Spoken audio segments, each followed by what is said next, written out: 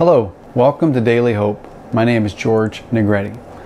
Well, this week we are finishing up the Hot Topic series, and this past Sunday, Pastor Frank spoke on the last of the Hot Topic series, What Does the Bible Say About Religious Freedom? If you missed that message, I encourage you to go back and watch that, finding it on our Bethel's YouTube channel. So, what does the Bible say about religious freedom? Well, if you watch that message, one of the things that you would have heard Pastor Frank talk about was that what we have as Christians is the freedom to make disciples. And he spent some time talking about our freedom to make disciples. And one of the things that really stood out to me about his message was when he talked about Acts 1:8.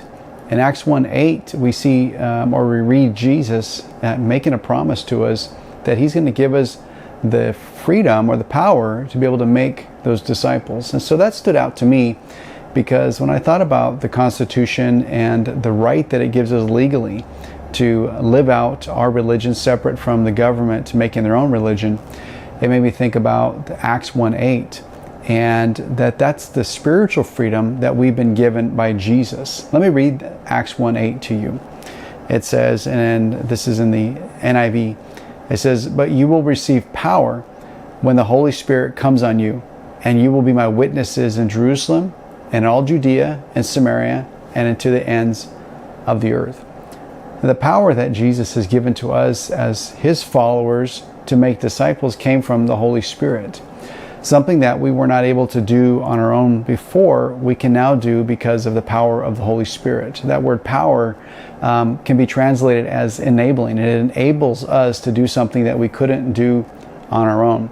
It gives us the words to speak that we didn't have before. It opens up opportunities, opens up doors that were closed before so that we can meet people that we would have never met before. It reminds me of a time when I was at a conference with a friend, and it was a multi-day conference. And so the first day I went in with the general population, and I went with long lines and got a seat that maybe wasn't so great. And then I ran into an old friend who happened to have a backstage pass.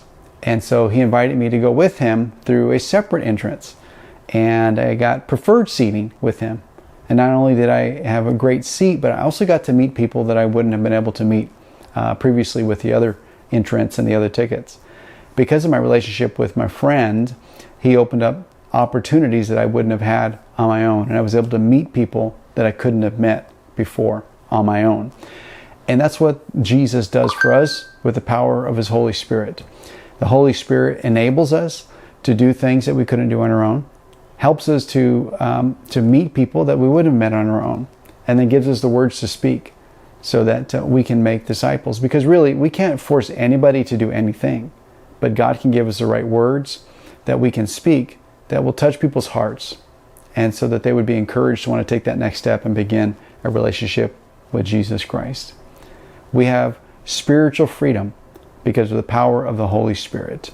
And so that's what stood out to me about Pastor Frank's message this past week in regards to religious freedom, that the Constitution does give us a legal freedom to live out our faith peacefully here in the United States.